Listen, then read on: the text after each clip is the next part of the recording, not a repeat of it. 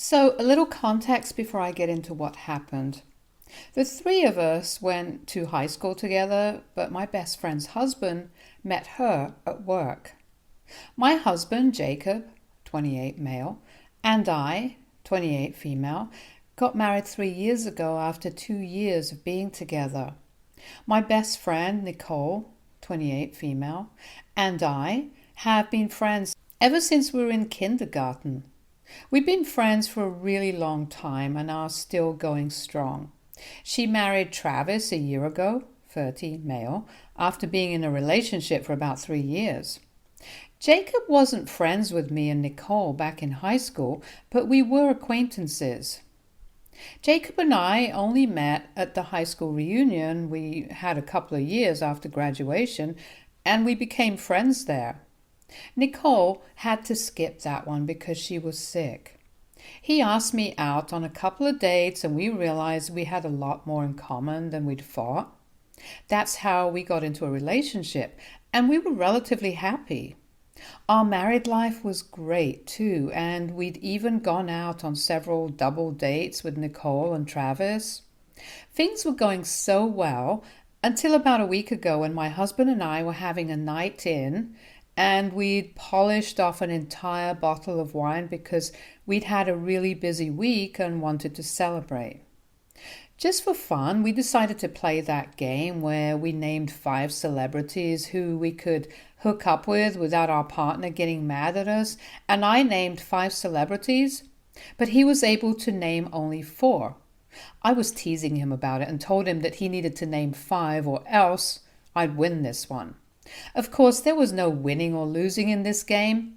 I was just messing with him, but he thought about it for a while and then blurted out that he'd definitely love to get with Nicole sometime or the other, and if he knew that I wouldn't get mad. I was shocked and didn't know what to say at the time and tried to laugh it off since he was chuckling as well.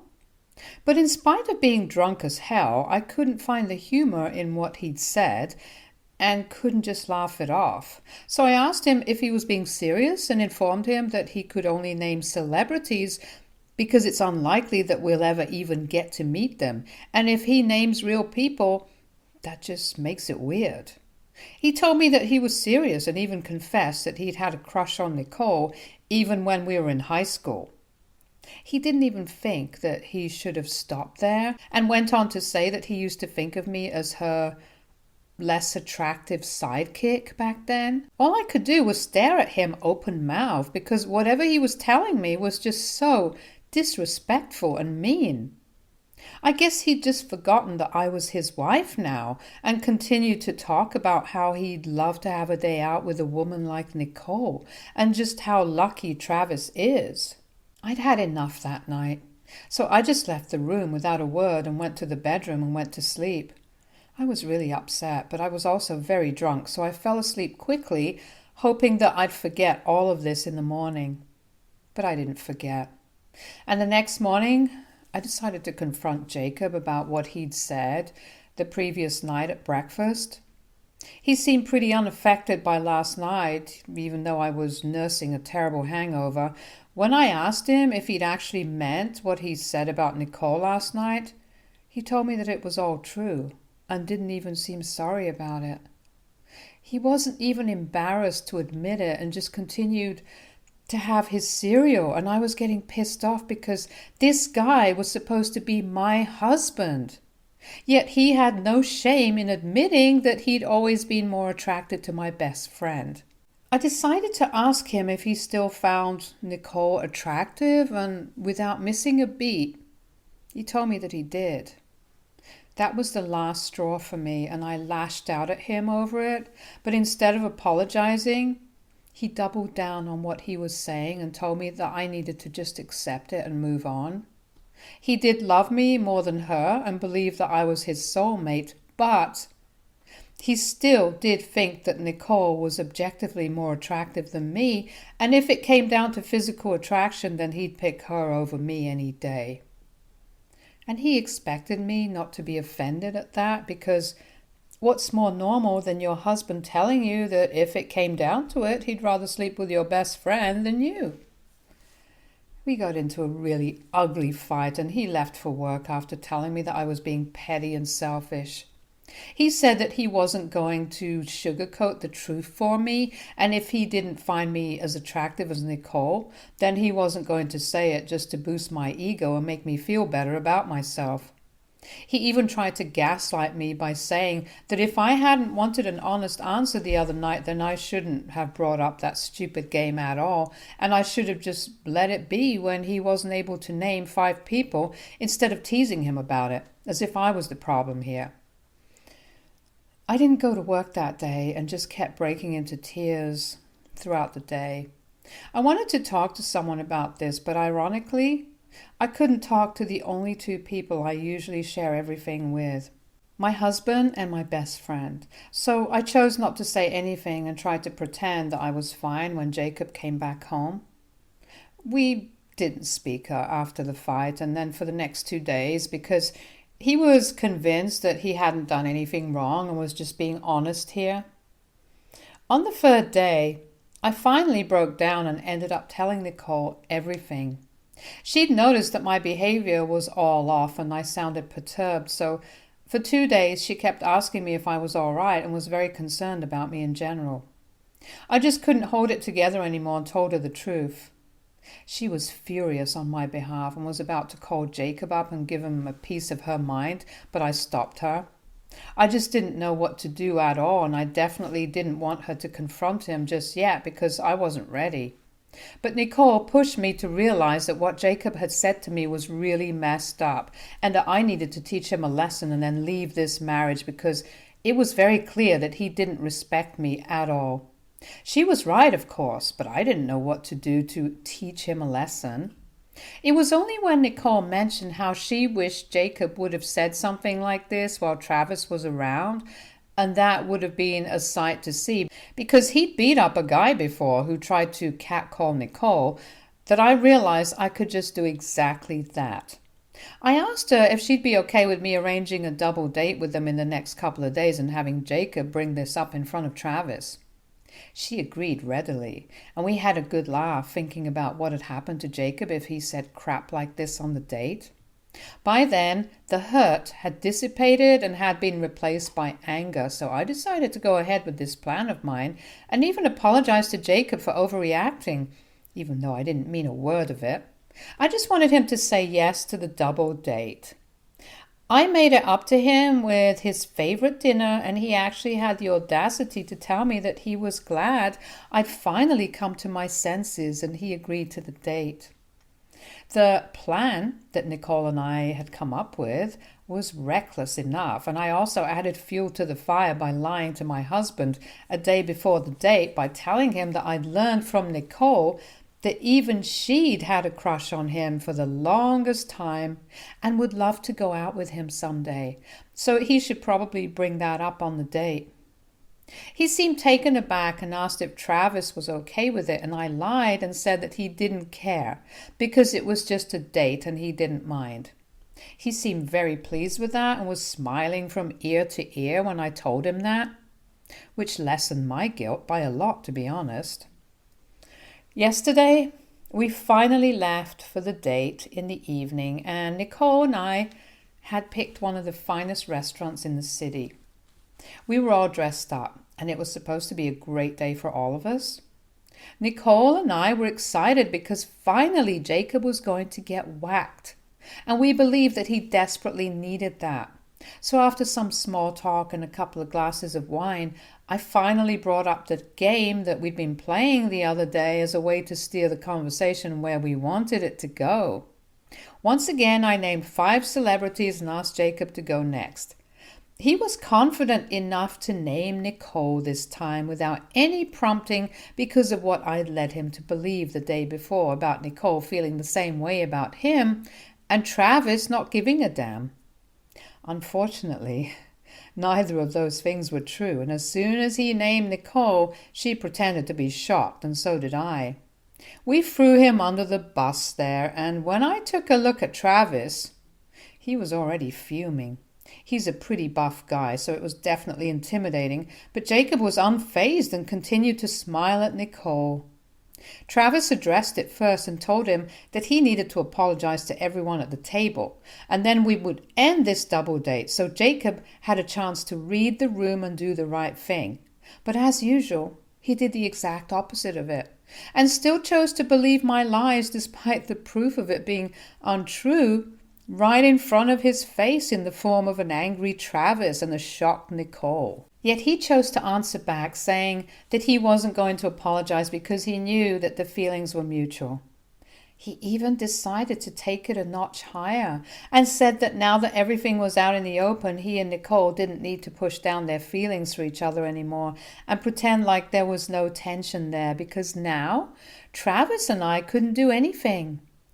Unfortunately, Travis most definitely could do a lot of things, and out of anger, he immediately grabbed Jacob by the collar from across the table and pulled him up to a standing position.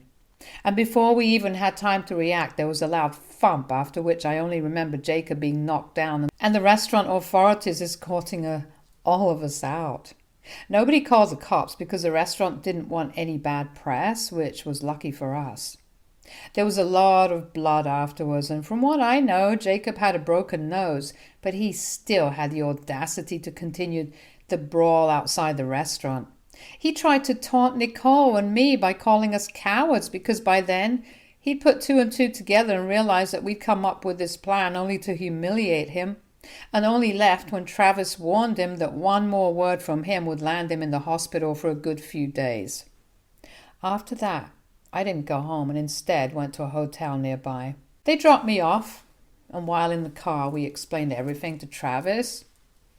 We thought he'd be a little miffed that we hadn't involved him in this plan of ours, but he told us that he was glad he hadn't informed him beforehand, or else he might not have punched Jacob since he doesn't like getting into fights unless it's something serious.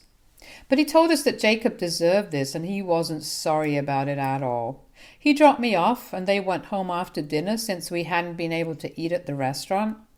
After about 2 hours, just before I was about to crash, I received a text from Jacob saying that I was an awful person for doing what I did. He complained that he had to go to ER all on his own since his nose was broken and he'd had to get it plastered. He said that my decision to screw with him just to get back at him for merely saying that he found Nicole attractive was disgusting and that he wanted a divorce as soon as possible. According to him, what I did was unacceptable and he thought that it was psychotic and juvenile of me to concoct a plan to get him beaten up by a guy twice as big as him. I felt a little bad that he had to deal with the ER on his own because I know blood and hospitals freak him out.